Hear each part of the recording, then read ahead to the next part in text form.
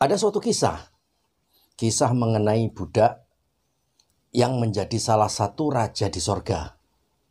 Suatu ketika Rasulullah selesai sholat, bersabda pada para sahabat, besok akan ada seorang ahli sorga ikut sholat bersama kita.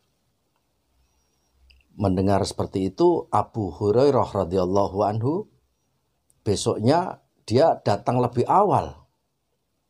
Nyanggong istilahnya. Nyanggong itu menunggu waktu sholat.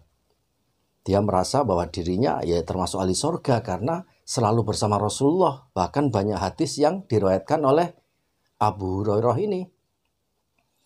Maka pada saat sholat, kemudian ada seorang pemuda dengan berpakaian yang sangat sederhana, ciri khas orang miskin, lusuh, ikut sholat bersama Rasulullah. Bahkan setelah sholat selesai, dia tidak berzikir dan lama-lama di masjid, dia langsung pergi. Sehingga sahabat bertanya, itukah yang kau maksud ya Rasulullah? Iya, itu pemuda yang saya maksud adalah ahli sorga yang sholat bersama dengan kita. Bukan hanya dia ahli sorga, dia menjadi raja dari salah satu raja-raja di sorga. Ternyata di sorga itu banyak raja-raja, banyak tingkatan-tingkatan manusia, dan ada tingkatan yang setingkat raja, banyak raja. Dan pemuda lusuh tadi itu, pemuda miskin itu tadi adalah salah satu dari raja-raja di sorga. Sehingga sahabat bertanya, mengatakan pada Rasulullah, ya Rasulullah, sesungguhnya dia itu budaknya si Fulan. Iya, jawab Rasulullah. Lalu kalau kau tahu bahwa dia adalah salah satu raja di sorga, kenapa tidak kau bebaskan dia dari budak? Kenapa tidak kau tebus? Kenapa tidak kau merdekakan ya Rasulullah? Kata sahabat begitu. Rasulullah tersenyum. Apa jawab beliau? Bagaimana aku akan membebaskan dia dari budak? Bagaimana aku akan menebusnya, memerdekakannya?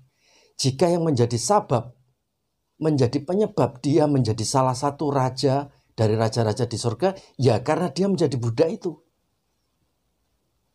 Dia menjadi budak, dia amanat terhadap tugasnya menjaga harta majikannya. Dia sangat amanat menjaga betul terhadap majikannya. Menjaga hartanya, menjaga apa yang harus dia jaga. Dia menjalankan tugasnya dengan penuh amanat. Nggak korupsi, nggak mengambil diam-diam, nggak curang. Dia benar-benar amanat terhadap tugas yang diberikan oleh majikannya. Dia budak yang sangat menjaga amanat itu tadi. Dari sebab menjaga amanat tadi itu dia menjadi penghuni sorga. Dan bukan hanya menjadi penghuni sorga, dia menjadi salah satu raja-raja di antara raja-raja di sorga. Masya Allah, ini itibar, pelajaran bagi kita. Betapa kita semua ini kurang amanat. Kita sebagai karyawan tidak amanat terhadap tugas kita. Kita sebagai bawahan punya majikan, kadang kita curi-curi, minimal curi waktu, mencuri waktu, korupsi waktu. Kita menjadi pegawai suka korupsi. Majikan kita apa? Negara, aparat negara. Majikannya adalah negara itu sendiri. Amanatkah? Tidak korupsikah? Tidak mencurikah?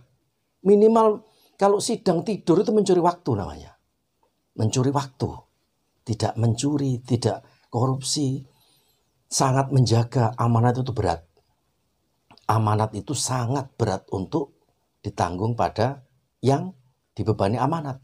Dan kalau kita ini, Anda semua dapat menjaga amanat dari majikan, dari atasan, dari pimpinan, dari komandan, apapun itu, kita amanat, insya Allah. Bukan hanya menjadi penghuni surga, menjadi salah satu dari raja-raja di surga. Ini sebuah kisah hadis yang insya Allah menjadi pelajaran bagi kita semua, menjadi itibar. Semoga bermanfaat.